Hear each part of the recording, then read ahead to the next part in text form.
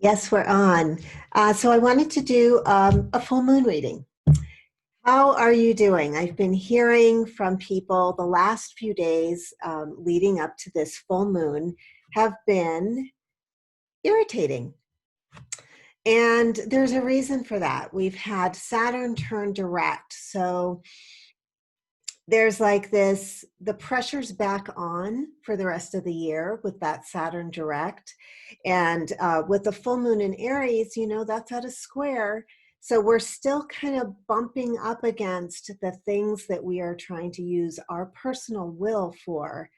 And particularly since this is um, the Aries Libra polarity, what we're dealing with is a feeling that other people may be opposing our plans, or we have to figure out what the balance is between our personal will and what we're wanting for ourselves, and how other people are giving it to us or not giving it to us, or cooperating or not cooperating, and how much cooperation or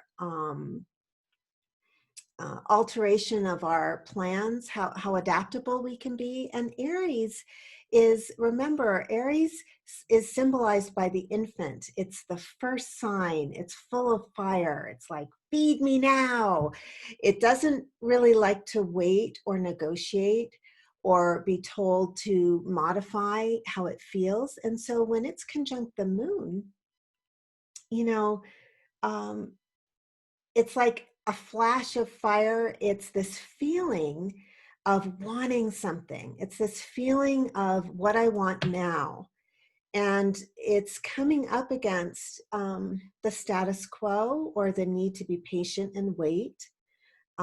Something that we've been patient and waiting for a while. So sort of going into the projects we've been working on in the last 6 months, since late March, and just understanding that everything is coming to fruition, but it may feel like there's some frustration attached to waiting. Now, I've also had, the light is changing. We're at this time in the year where our endocrine system is responding to changes in the light. We're getting our nests in order. We're getting ourselves organized and ready for the so-called winter. Well, the real winter where I live, but the winter months, and the light going low in our hemisphere. So um, we're dealing with, like, there's a lot of issues happening with people with energy. Where is our energy going? Are we using, is our energy getting funneled in the right direction? Are we putting our energy into the places that are really productive for us? So all of these things are coming to fruition this week with the full moon. And look for evidence that you are having some kind of harvest. This is a harvest time, and it's really important to throw out a symbol of that, have some symbol that acknowledges that for you. Even if you just wrote down, drew a bouquet on a piece of paper, and then each flower is something that has been created in your life in the last 6 months. What are you looking forward to coming to a close? What is coming to completion? How can you make that inner infant feel like, it's okay, honey, you got what you wanted, it's coming, it's all coming. I think that this is all really important. Another thing about this full moon is it's conjunct Chiron. Now, Chiron is a mythology around rejection. And when there's a part of us that has felt rejected or not good enough or broken or handicapped in some way, that, this is self-identified for each of us. Each of us has a Chiron in our chart that tells us where we think we're handicapped. But it's also the place where we can teach. Chiron became, this very celebrated figure in mythology, where everyone came to learn from him and from his feelings of brokenness. And maybe he never overcame those feelings of brokenness. And that's the symbology for our charts and our Chiron. So wherever you have your Chiron, it's where you think you can never quite get it right. Something's always a little off. There's always a lisp in your talk, or there's always something a little weird with relationships. And I think we have to look at that for this full moon. What is weird with relationships, since it is this Aries Libra polarity that we're dealing with? Um, so feeling like this week, like something's just not quite the way we wish it could be with this culmination. Like maybe you're looking at something that you began 6 months ago and you're like, yeah, it's pretty good, but it's not quite exactly what I wanted. That may be the Chiron influence, and just coming to terms with the beauty in, I always think of a mosaic as, it's created from broken, chipped, broken ceramics that are then put into a new pattern and created into this beautiful new piece of art. And if you could just see the thing that you think is a little bit broken right now, or funky or wonky or weird, or just, a little bit left of center, or not quite the way that you want it to be, and see the beauty in it. I think that's part of this full moon as well.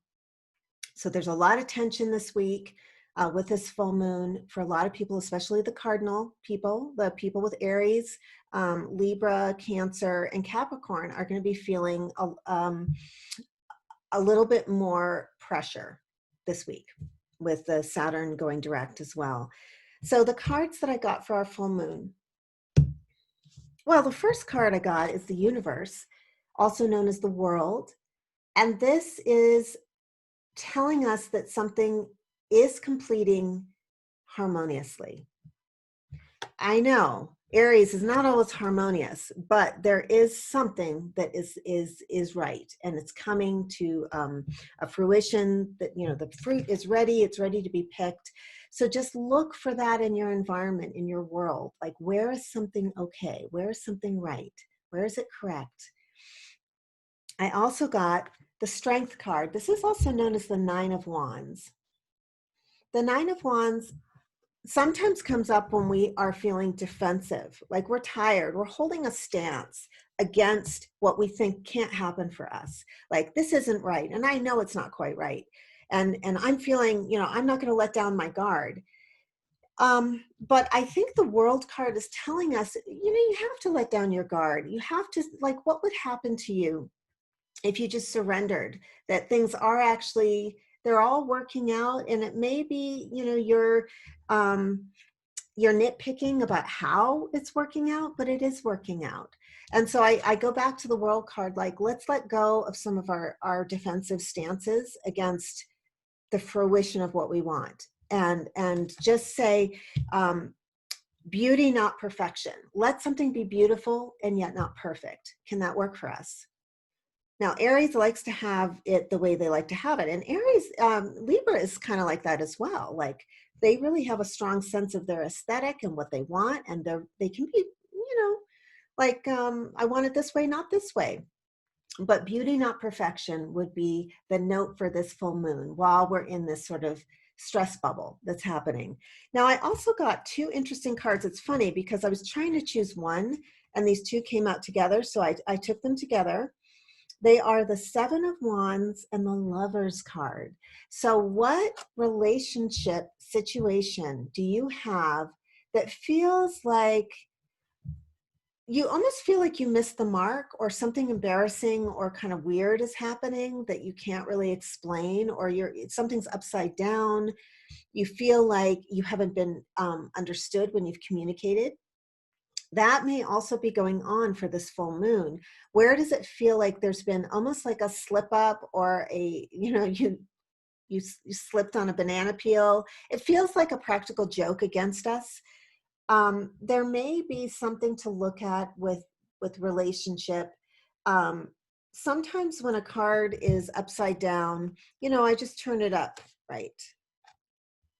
And what happens is there's this psychological turning things right. There's this psychological adaptation that we have, where you realize, like, where have you wanted to be misunderstood or kind of been fuzzy in your communication, or been at sixes and sevens, like not completely aligned in how you've been communicating? I don't know why communication's coming up to talk about, but I think that's what this has to do. Where are you either misunderstanding your own motives when you're putting them out there to others, or where are you not being clear? Because that's probably, I think this is correctable, whatever's going on with this relationship situation.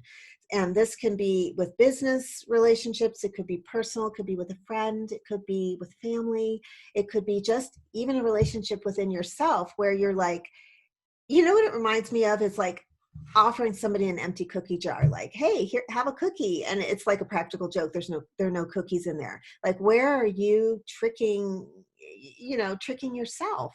Where are you slipping up with you? Because I feel like it all goes back to this. If you could understand, like going back to March, anything you started to create there, something you wanted in March, something you were going for, that issue's coming around for full completion now. And where do you feel like you slipped on a banana peel? The universe just didn't want you to have that, and now you get crumbs, or you don't get what you really wanted. It's time to actually look at all the other mistaken creations that came from that. That's the Chiron is, well, what did you create by accident that's actually wonderful, and it's a mosaic for you. So that's my reading for the full moon. I hope you enjoy it. Take some time to revel in, this is your harvest moon. I mean, you've been harvesting some things and you just have to admit it. So come on, you part of you, wherever the Aries moon is full for you, just admit that you have some good things, even if they were not exactly what you were going out for at the beginning, and celebrate this. Take yourself off the stress mobile if you can this week. Do something good for you. Take the Epsom salt bath, have a goodie, treat yourself because you deserve it. Talk to you soon. Bye.